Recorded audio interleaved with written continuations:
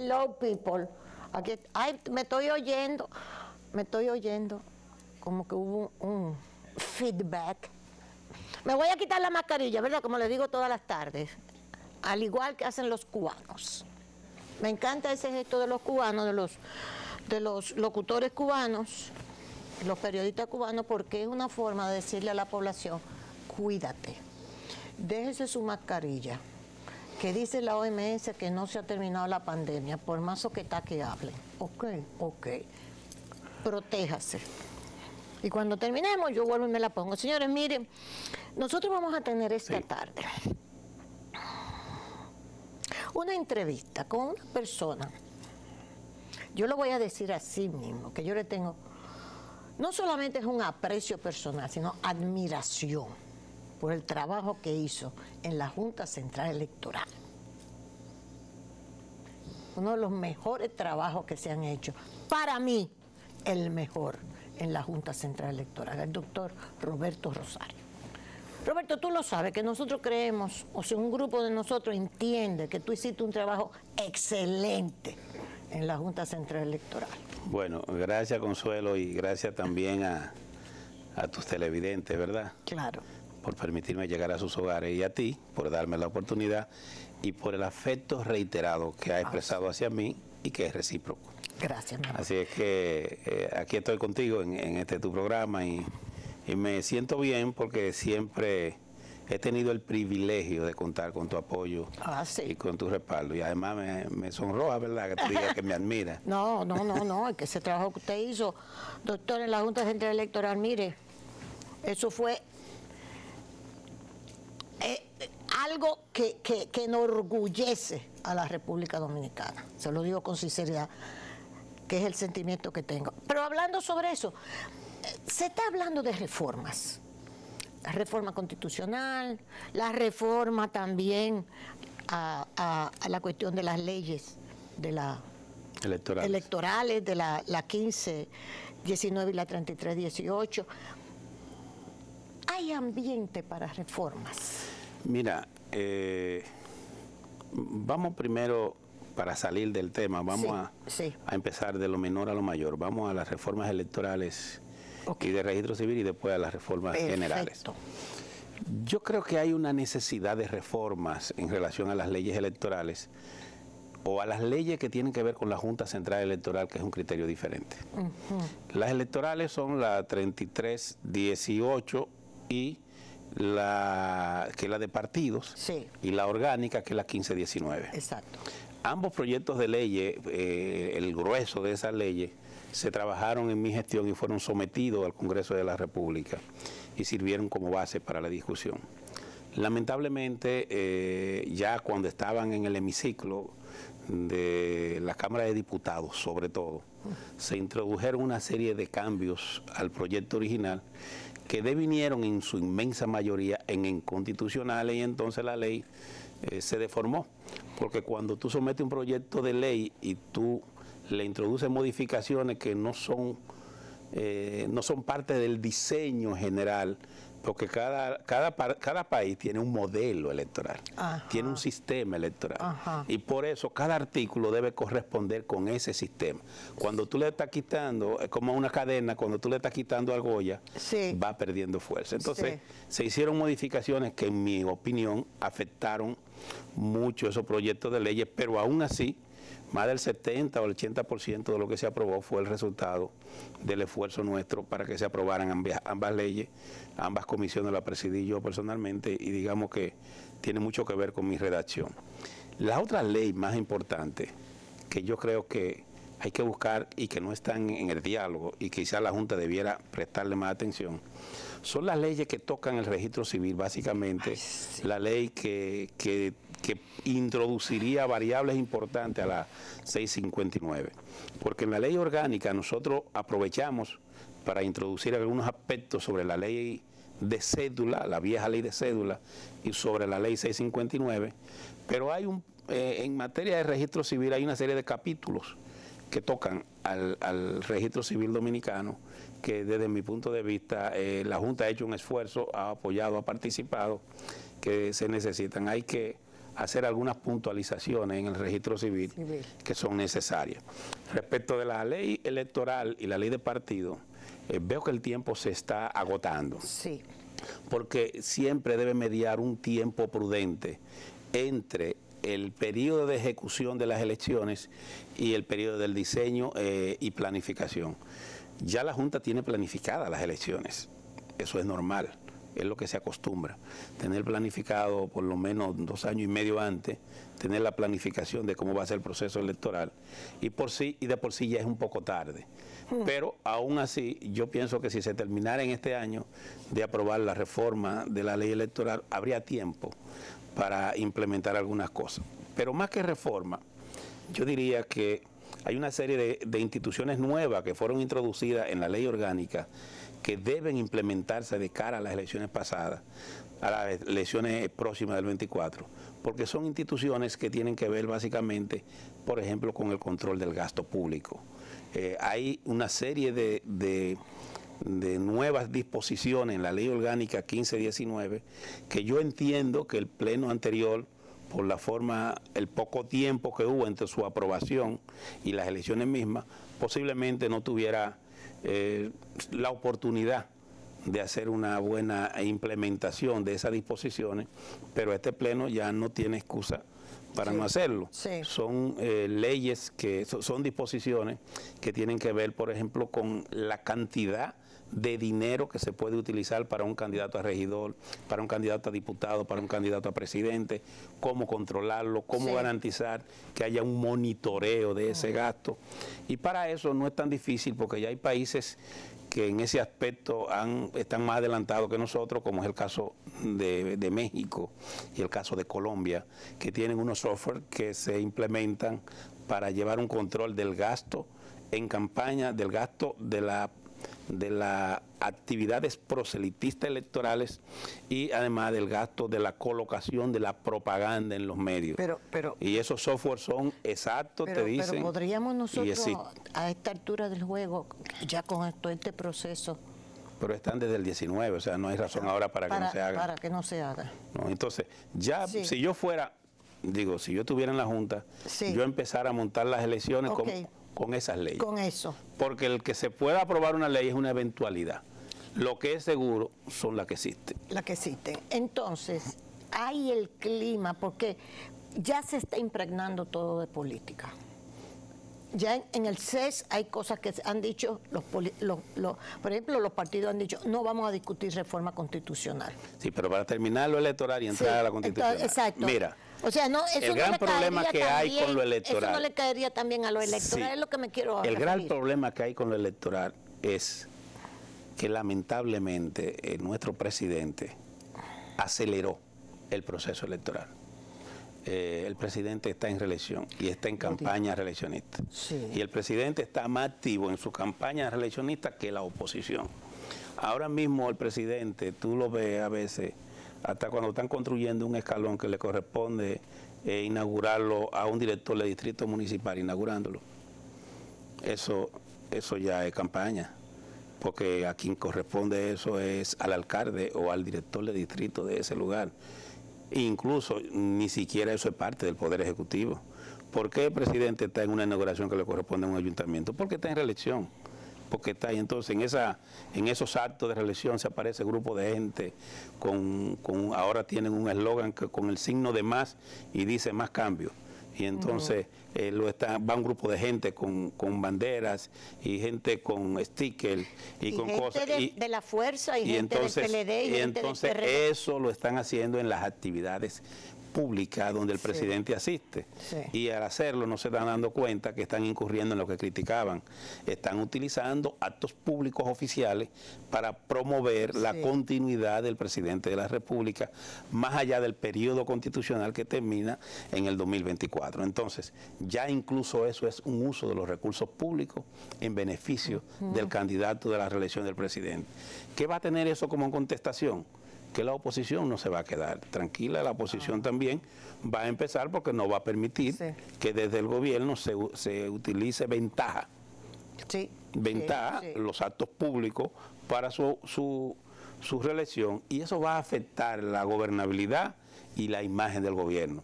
Porque entonces ya todo lo que el gobierno haga, la gente no lo va a ver como el resultado de una buena intención, de un ejercicio sano de gobernanza y de ejecutoria gubernamental, sino se va a ver como parte de un propósito electoral de cara al 24. Ahora, ¿qué tiene eso de malo? Que eso afecta a la ley electoral, porque la ley electoral establece plazos, establece periodos de campaña, de precampaña, de antecampaña, que evidentemente se lo está llevando por la borda este proselitismo de tiempo en el que el presidente de la República y sus funcionarios han envuelto a la ciudadanía. Entonces, hay otro aspecto que es el tema que tiene que ver con la reforma constitucional. Al final, ¿qué es lo que es la Constitución? La Constitución es el mayor acuerdo de un país, es el mayor pacto económico, político y social que se pueda producir, porque es el acuerdo de convivencia de los actores económicos, sociales, políticos de un país determinado. Es la base fundamental en que se cimenta el Estado dominicano. Y eso no puede ser el resultado de una voluntad unilateral o de una imposición del poder, porque cuando es impuesto ya no es un pacto. Los pactos son acuerdos, son consensos que deben construirse sobre la base de la participación, si no de la totalidad, por lo menos de la mayoría. Debieran llevar un mínimo de consultas y aparte de la consulta deben llevar un mínimo de consenso. En la reforma que se hizo en el año 2010, tú puedes hacer la crítica que quieras, pero se hizo la más amplia consulta que se ha hecho en toda la historia para darse una constitución. Y se presentó una reforma, si se quiere, integral, porque trató varios aspectos. En este caso, el presidente ha propuesto una reforma constitucional y la oposición, los partidos mayoritarios de oposición, entiéndase PRD, entiéndase Fuerza del Pueblo y PLD, dijeron que no están de acuerdo.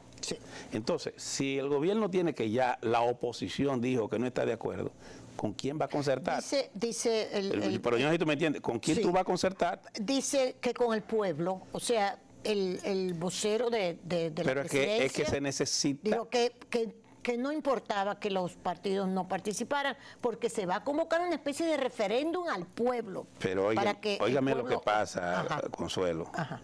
Es que la consulta al pueblo no puede ser al margen del pacto político.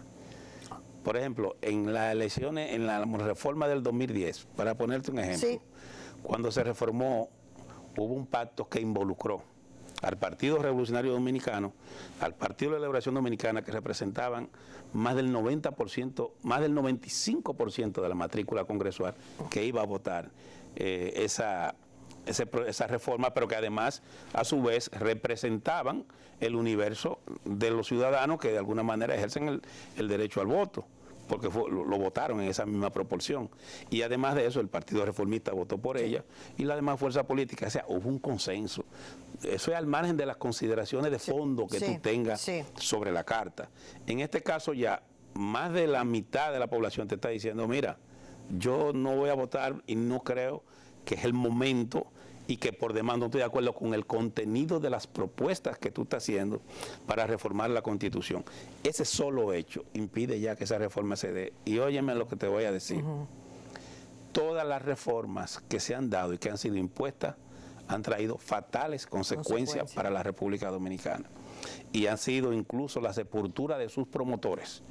La reforma que se hizo aquí, por ejemplo, después del gobierno del profesor Bosch, no fue una reforma consensuada. Todos sabemos lo que pasó. Vino esta guerra de abril y después en el 66 hubo que hacer un nuevo pacto, una nueva reforma, una nueva constitución.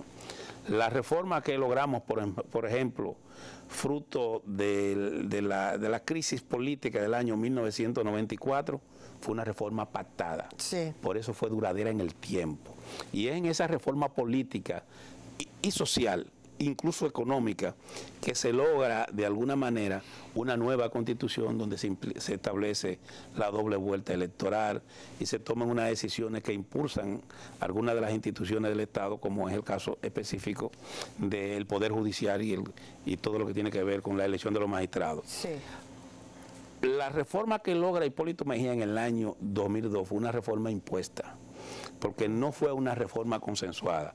Y tú recuerdas aquella escena donde en medio de la elección del bufete y del inicio de la votación empiezan a tirar tiros en medio de la asamblea revisora, sí. Y el presidente, en ese caso creo que era Alfredo Pacheco de la Cámara de Diputados, sí, hasta sí. Se pone debajo de una mesa para protegerse.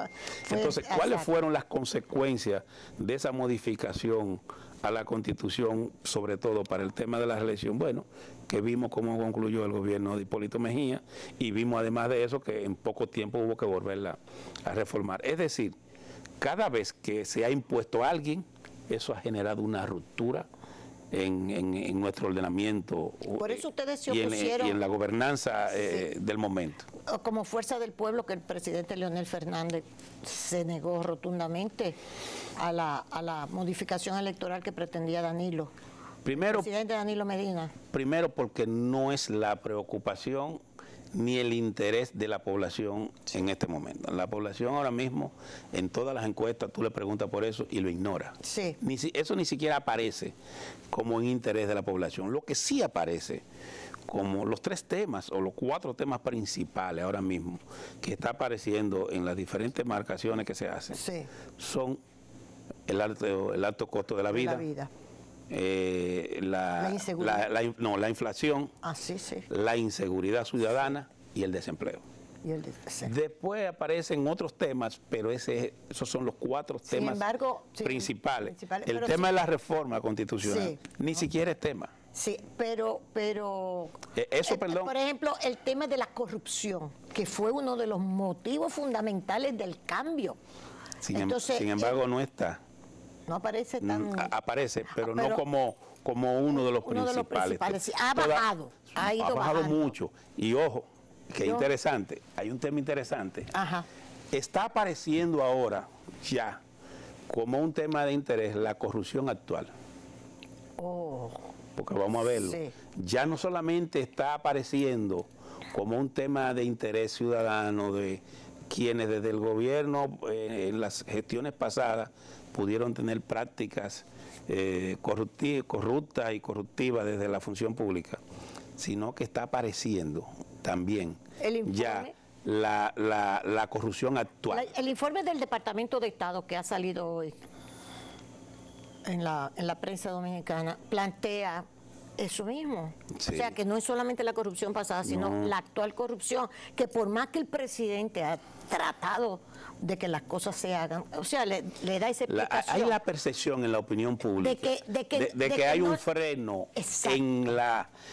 Primero, de que se ha descuidado la política de prevención para el tema de la corrupción. Y segundo, de que no se mueve la acción pública en los actos de corrupción actuales.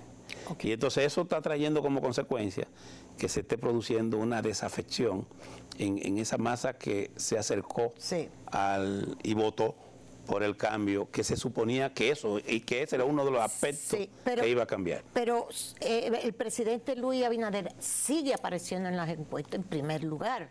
O sea, incluso con Leonel. Están comparando, o sea, en las encuestas está Luis y Leonel, porque el PLD todavía no tiene el candidato. Y Luis Consuelo, vamos a verlo, vamos a contextualizar eso. Ok, vamos a ver. De los últimos 50 años, cuando tú mides o medías a los presidentes de la República, antes de terminar su segundo año de ejercicio, ninguno bajaba de un 60%. Eso usted lo puede buscar. Yo les recomiendo que busque el histórico. Ningún presidente, ninguno sin excepción, eso incluye a Salvador Jorge Blanco, Hipólito Mejía, eso incluye a Balaguer, eso incluye a Leonel Fernández, y eso lo incluye a todo. Nosotros todavía nos faltan meses para los 2 años del presidente Luis Abinader, y él no está en un 60%.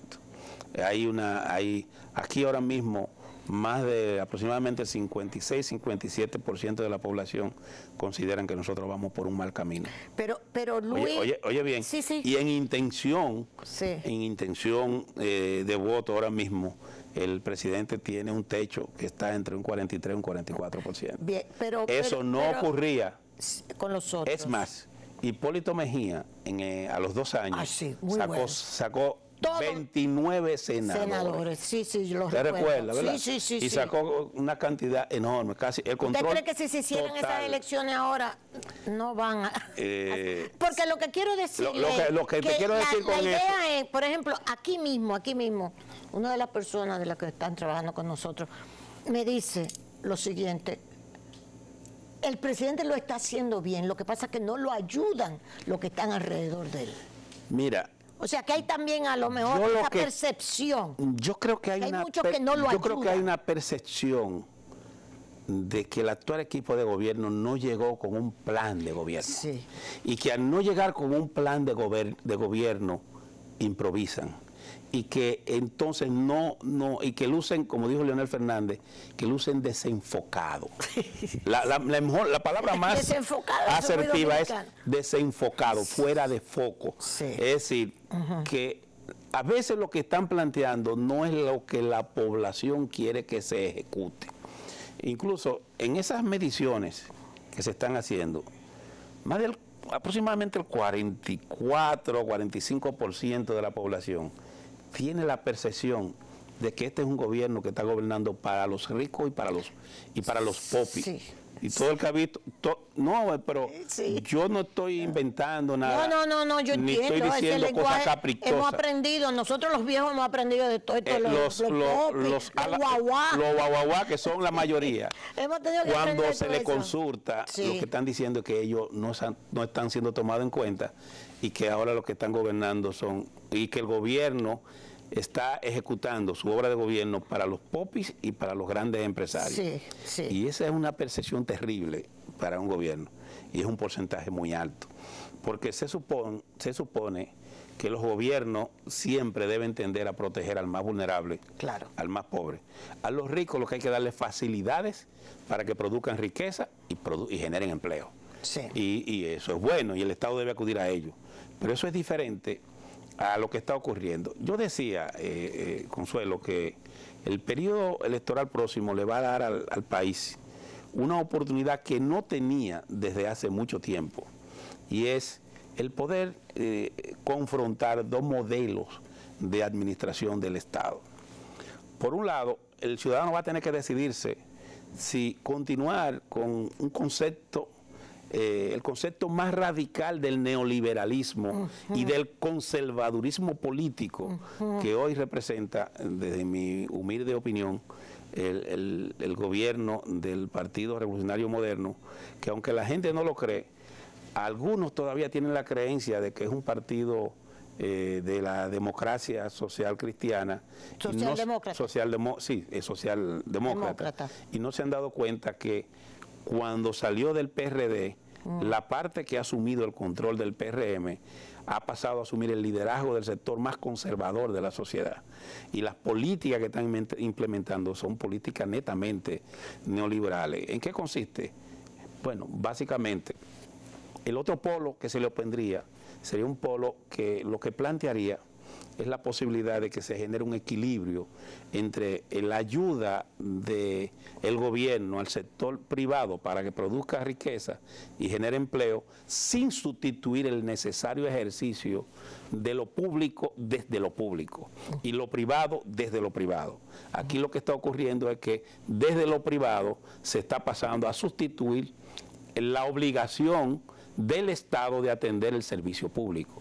Está ocurriendo en la energía, está ocurriendo aquí. Bueno, decía el presidente Fernández los otros días que hasta la producción de tilapia aquí se está haciendo a través de fideicomisos. Sí, exacto. Y este concepto de la alianza público-privada, que no es malo, es un concepto bueno, pero se está llevando al extremo.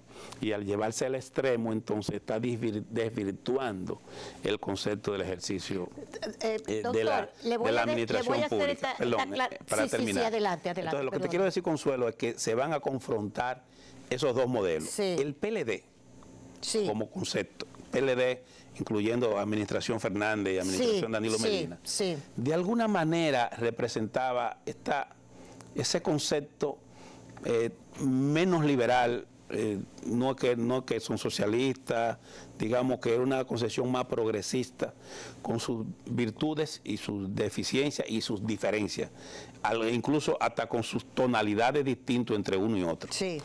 Pero esta gestión es totalmente diferente. Lo que pasa es que la gente, por la situación que hemos estado de pandemia y este tema ahora de inflación, no ha tenido tiempo de sentarse a conceptualizar lo que está ocurriendo. Aquí salieron 2 artículos, y te pido excusa por última vez. Adelante. Que salieron 2 artículos el lunes o martes. Uno del presidente Fernández. Sí, lo leí. En el listín, y otro en el Caribe. El presidente Fernández hablando de la cuestión de la tasa cero. Sí, y otro sobre el mismo tema. De Andy Dawager en el Caribe. Ambos. A Andy yo no lo leo. Ambos plantean un tema diferente. Andy analiza desde el punto de vista más técnico, Leonel lo hace desde un punto de vista más macro y político. Y más político. Plantea cuál es el enfoque que él le daría y que otras democracias le están dando a la solución del problema de la inflación, que es verdad que es global, pero que cada país tiene su particularidad. Él pone el ejemplo de Colombia. Él dice, en Colombia los aranceles, se ha planteado una liberalización de los aranceles, pero de lo que no se produce en Colombia. Y además se ha autorizado la importación libre de aranceles de los insumos agrícolas, de la maquinaria agrícola y de todos los elementos que tiendan a bajar los costos de producción del productor local. Para que entonces el producto final llegue a los mercados a un mejor precio. En Dominicana ha sido totalmente inverso, explicaba el doctor Fernández. En República Dominicana, nosotros, decía por ejemplo el administrador del Banco Agrícola, el otro día en un programa, que nosotros producimos suficiente pollo, huevo y todos los derivados de esa industria, ¿cómo que se llama? Que yo lo confundo, de los pollos. Avícola. Avícola. Que producimos suficiente para cubrir el 100% del mercado local, para cubrir el 100% del consumo en los hoteles y restaurantes y parte de la exportación hacia Haití. Eso lo vi yo, que lo dijo él. Y lo dijo el ministro de Agricultura, que peor todavía. Y dijeron algo peor. Que lo aplaudieron en la FAO, al ministro de Agricultura, porque dijo que teníamos la mejor producción en años de todo esto. Y dijo algo más en estos días. Lo dijo incluso Seara Hatton también. Dijo que la cosecha del año pasado de arroz fue tan grande que tenemos 5.2 millones de quintales de arroz en almacenes. Y que esta cosecha de este año va a ser superior a la anterior, que la va a duplicar. Es decir, que tendremos en almacén. Entonces, ahí hay una contradicción. Entonces, mire, porque... Pero es para que tú veas. ¿Tú sabes por qué estoy poniendo el ejemplo colombiano? Y el ejemplo... dominicano, que Leonel lo explica. Y mira que Colombia está gobernado por Iván Duque, que nadie puede decir que es una persona... Es conservador. Totalmente. Pero sin embargo, las políticas que está aplicando son unas políticas, pero son diferentes a las que está aplicando. Sin embargo, doctor, mire esto. Eso lo hemos comentado y me alegro que usted ponga el tema por lo siguiente. Sin embargo, entonces, siendo un gobierno que se dice que protege al sector privado, la Asociación de Industria le dijo, por favor, no lo haga. Converse con nosotros, y no querían hablar con la Asociación de Industria. Entonces, es a un sector que es el sector importador el que se está beneficiando en contra del sector productor, que es la crítica que se le ha hecho. El problema es que el gobierno se ha entregado al gran empresariado. Por eso las encuestas están diciendo que es un gobierno que las políticas públicas que está elaborando es para beneficiar a los grandes empresarios de los POP, y por eso es que las encuestas dan ese resultado. Porque, por ejemplo...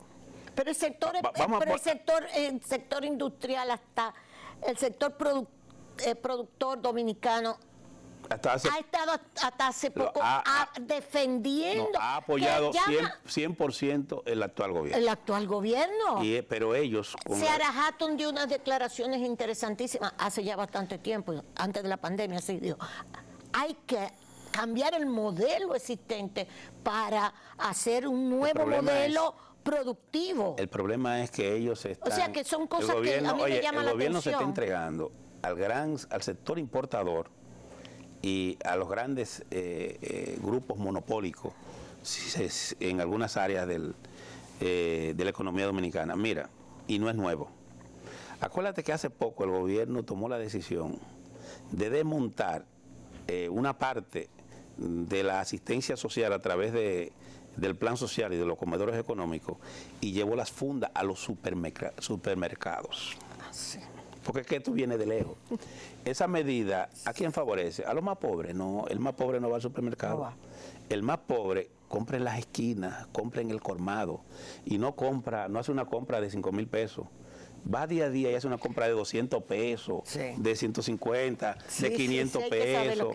Entonces, tú no ganas nada. Entonces, cuando tú le llevas a un pobre que la funda de INEPRE a un supermercado, tú se la estás quitando al más pobre y se la estás llevando a quién. Yo fui al supermercado y vi la funda de INEPRE. No me atrevo. Yo le voy a comprar una funda, se la voy a quitar a un pobre. Se la está quitando de la boca al que la necesita. Sí, para ti, pero mire la funda de INEPRE. No. Para ti, que aunque la necesita, no es igual. No puede ser. Entonces, ¿cómo le voy a quitar la funda de INEPRE en el supermercado al que verdaderamente la necesita? Yo te pongo ese ejemplo, pero si yo... Y escúchame que sea recurrente volver al artículo de Leonel, porque fue tan didáctico. Sí, es cierto. Decía Leonel al final de ese artículo que el colmo es que el gobierno está autorizando importar pan. Importar pan de agua, pan sobao, el baguette, todo tipo de pan. ¿Tú tienes idea de la cantidad de panaderías pequeñas que hay en este país? Y lo que va a pasar con ese sector. Hay un otro aspecto que yo quiero que usted me analice. Yo leí el artículo, yo lo tengo recortado. ¿Por qué que hay dos? Sí, claro. Hay dos modelos. Ahora, claramente. Entonces, ¿por qué Leonel privatizó? Si hay alguna expresión del neoliberalismo, que es mi diferencia con Leonel. No vamos a hablar de eso. Él lo sabe. Vamos a hablar de Porque el que verdaderamente hizo una política neoliberal en ese sentido fue la privatización que hizo Leonel. No. Déjame darte mi visión. Dígame usted. Que pudiera ser equivocada. Pero está bien. Yo fui consultor jurídico de CORDE en ese periodo. Y conozco por lo menos la parte que tiene que ver con CORDE. Sí. Todos los meses, lo sabe Euclides y todos los que fueron administradores de CORDE, el dolor de cabeza que nosotros teníamos era de dónde íbamos a sacar el dinero para pagar la nómina de todas esas empresas. Sí. Todos los meses, ahí frente a Molino Dominicano, aquí en Villa Altagracia, en Puerto Plata y en la mina de sal de Barahona y en los ingenios, lo que habían eran huelgas, quemadera de goma y situaciones porque no había dinero ni siquiera para pagar la nómina y todas esas empresas estaban cerradas. Lo que impulsó el gobierno de Leonel Fernández, que tenía una ínfima minoría en el Congreso y que contó con la unanimidad de toda la fuerza política en el Congreso. Sí, es cierto. En ese periodo. Es cierto. Fue la capitalización de las empresas. Y fruto de esa capitalización, si tú buscas ahora los resultados económicos, todavía el Estado Dominicano, en las empresas que se pudieron rescatar, conserva el 50% de las acciones y el FOMPER, que hoy te exhibe una cantidad millonaria de ingresos anuales que se distribuyen para emplearlo en obras de bien social. Pero está preso el del FOMPER. Bueno, porque había tanto dinero que lo usaron, hasta lo usaron mal. Sí. Pero oye, la cantidad de dinero que se produce ahí es enorme. Sí, es enorme. Ahora, que recibe. ¿Quién lo está administrando? El sector privado, pero con el 50% del Estado. Es decir, ahí no hubo una privatización, ahí hubo una capitalización. Son dos conceptos totalmente distintos. Ahora, no significa también que no pueda haber áreas que se capitalicen, porque no estamos en un gobierno socialista. Hay áreas que pudieran serlo. Ahora, hay áreas esenciales que tú no puedes entregárselas al sector privado. Por ejemplo, vamos a Punta Catalina. Punta Catalina te produjo a ti 285 millones de dólares de beneficio. Tú se lo vas a entregar al sector privado sin poner un peso. ¿Y usted cree, para que lo usted está administre, seguro? oye, para que lo administre. ¿Usted está seguro? Cuando digo no, pero seguro, déjame decirte, el fideicomiso era para entregárselo al sector privado. Pero yo te voy a decir. Porque ellos dicen no, que vamos a decir. Y ahora pusieron a Celso, que es una gente Consuelo, déjame decirte algo. Dígame. Al margen de Celso, que es una buena persona, sí, a quien aprecio y admiro. No, y respeto, claro. Pero es un tema de concepto de gobierno. Sí, mira, claro. Si tú me dices a mí, Roberto, tú prefieres comprar una casa a que te la presten para que tú la administres por 20 años, ¿cuál de las dos tú escoges? Administrarla por 30 años. No pongo un chele, la administro y la administro como entienda, sobre todo si no tengo obligaciones de rendir cuentas ni a la Cámara de Cuentas, ni ser supervisado por el Congreso, y tomo las medidas que tenga que tomar y tengo hasta la capacidad de endeudarme. Hasta el porcentaje del valor mismo de la empresa, así cualquiera. Estudiando cualquiera pasa. Pues estudiando cualquiera pasa.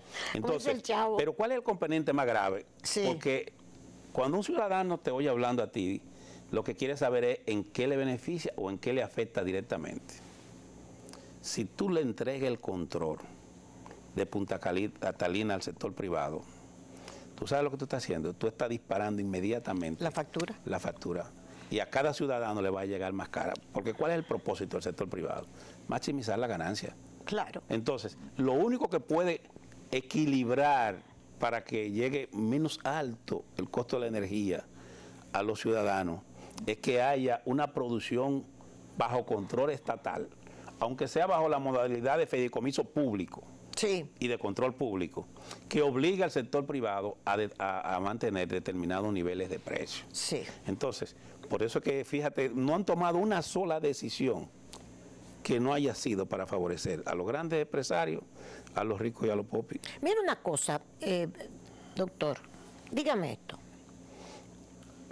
Mira, usted tiene un café aquí que se está esperando. No, la pregunta que te quiero hacer, ya estamos claros entre la diferencia entre privatización y capitalización. Lo acepto. Debieron haberme te voy a mandar los resultados de las empresas capitalizadas. Sí. ¿Cuánto han dejado hasta el día de hoy? Muy bien. Voy a hablar con Julio, que me invite a hablar de ese tema. Muy bien, qué bueno, qué bueno.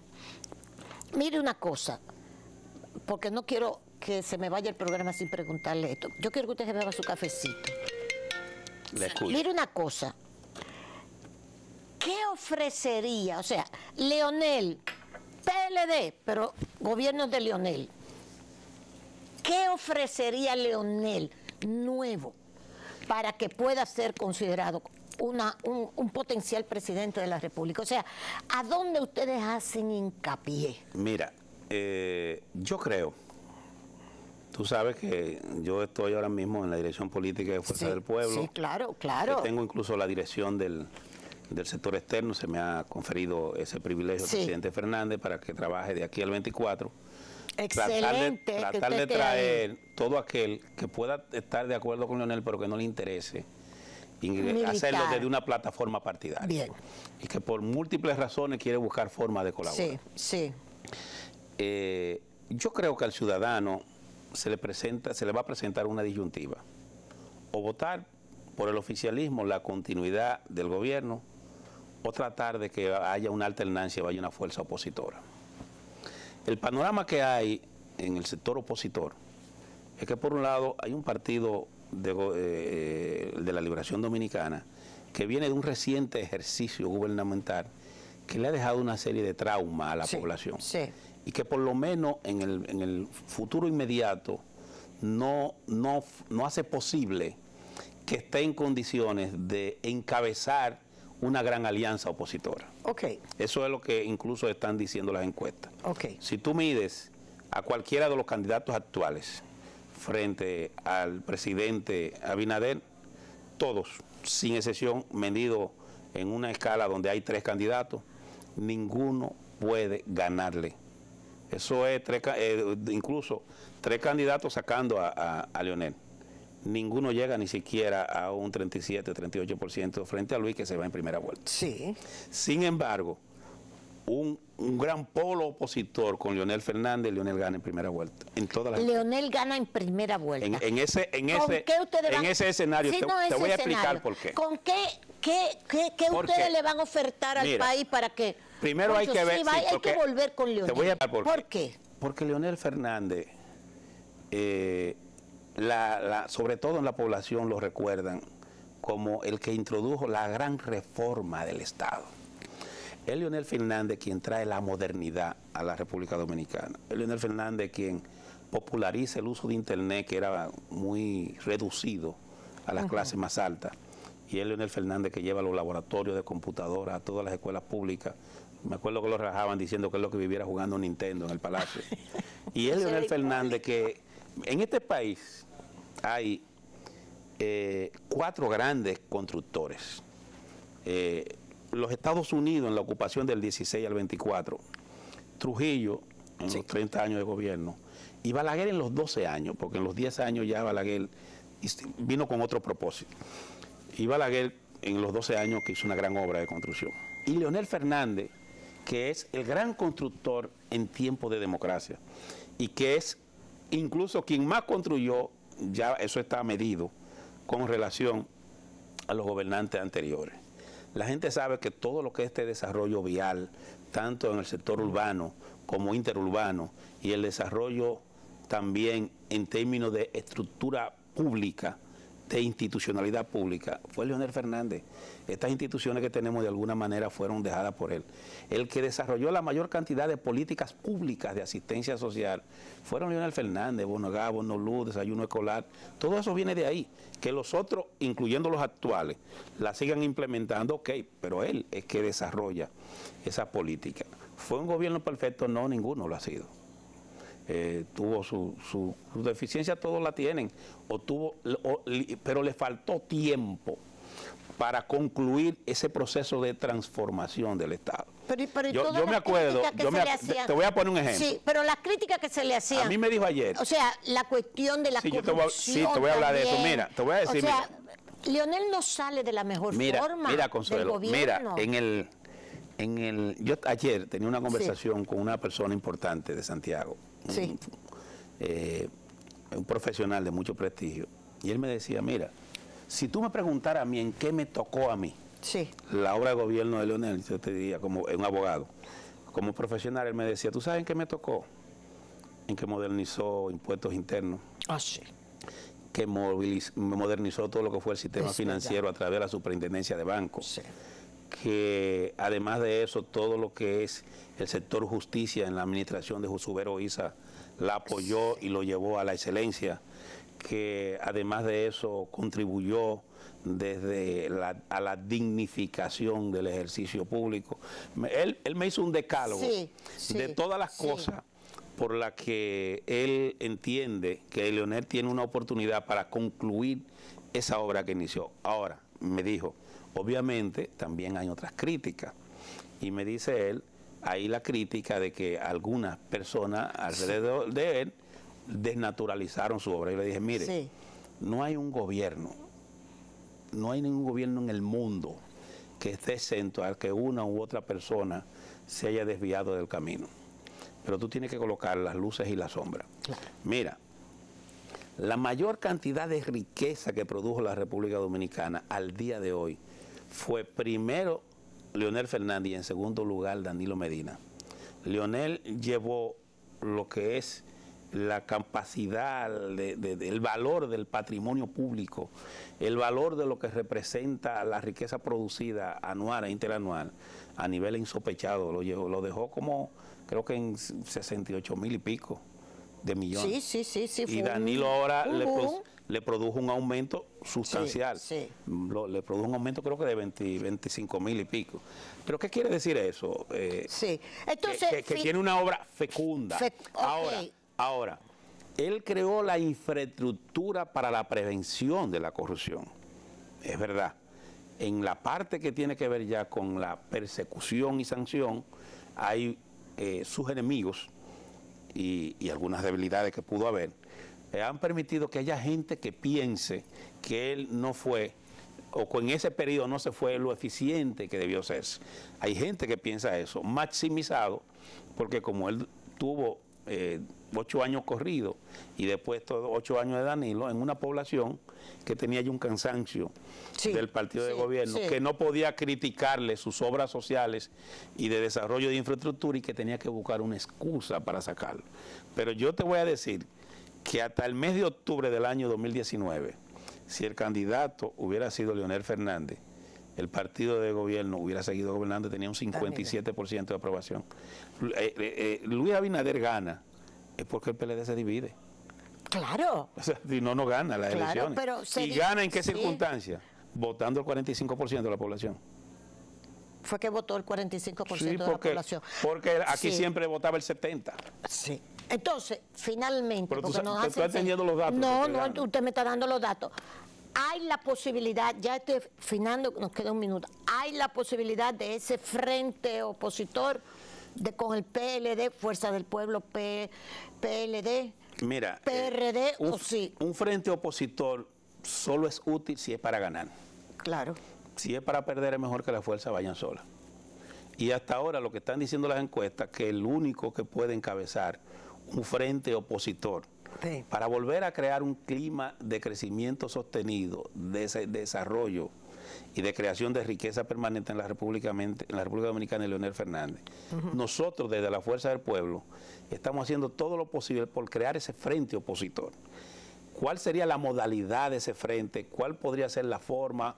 ¿Y quiénes participarían? Es un tema que está en construcción y que debemos verlo más adelante. Sí. Pero es indudable que el dilema que hay es o continúa este gobierno desenfocado en medio de una burbuja con los peligros que representa para la estabilidad de estos 30 años de desarrollo sostenido de la República Dominicana, que se ha interrumpido, o volvemos a una etapa de crecimiento sostenido que representaría Leonel Fernández. Eso dependerá de qué conciencia y madurez política haya en las fuerzas sociales para entender quién está en capacidad de dirigir o no ese frente opositor. Bueno, ok. Muchas gracias, señores. Un placer y un honor para mí estar con usted. Al doctor Roberto Rosario, muchísimas gracias por estar aquí. Ya usted sabe, si usted se entusiasma, entonces usted llama al doctor. Yo me voy a inscribir, no a inscribir, me voy a participar como fuerza externa, porque esa es la responsabilidad que usted tiene ahora. Así que depende directamente de mí y del doctor Fernández. Y del doctor Fernández. Bien, señores, recuérdense que nosotros comienza, la Semana Santa ya comenzó, pero comienza de nuevo. Vaya despacio, no se vuelva loco, ¿ok? No se ponga a beber, por favor, vuelva bien, cójanlo con calma. Dice Óptica Oviedo que tienes que aprovechar en esta Semana Santa, ponme a Óptica Oviedo, el 25% de descuento que Óptica Oviedo trae para ti en Semana Santa. Este jueves 14 de abril, en tu sucursal más cercana, y aprovecha esta gran oferta que solamente te ofrecemos nosotros en Óptica Oviedo. Si el tiempo no te alcance, Sanvil, nivel acuario, sábado 16, domingo 17. ¿Ok? Óptica Oviedo, que es más que una óptica. Quiero felicitar al alcalde Manuel Jiménez, que tiene un operativo que me lo acaban de mandar para cuidarle a ustedes en toda esta Semana Santa. Muy bien por el alcalde, ahí están los bomberos, los carros, etcétera. Ahí está Manuel anunciando este operativo. La coronela famosa, tú la tienes ahí, a la coronela, habló con nosotros esta mañana en Sol y dijo de todo. Usted lo puede buscar, mírela ahí. Usted sabe lo que ella tiene en la mano, un palo de jugar golf. Con eso, yo me estoy riendo, pero salió con un palo de jugar golf. Yo le pregunté, ¿y usted juega golf? Y me dijo, y me echo contigo y te gano.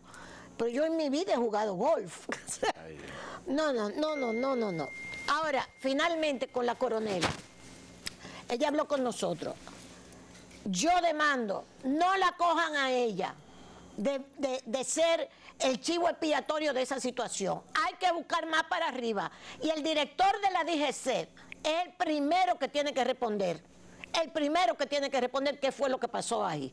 Ahora le han cogido a ella, que es verdad que salió con el palo de jugar golf, haciendo así, blandiéndolo como si fuera una espada, y dijo de todo. Búsquelo está en el Nuevo Diario, una parte de esta entrevista que le hicimos. Pero es muy fuerte, es muy mal hablar. Esa señora es muy mal hablar. Pero me dio pena porque la han cogido a ella de chivo expiatorio, sinceramente. Yo estaba en el baño cuando llegaron y lo que me dijeron fue que entró una turba allá al canódromo, que parece ser que lo van a desbaratar. Es lo que se está diciendo, que van a sacar del director del DGCET y a todo el mundo de ahí.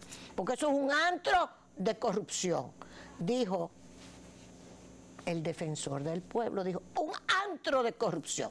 Gracias, señores, nos vemos mañana.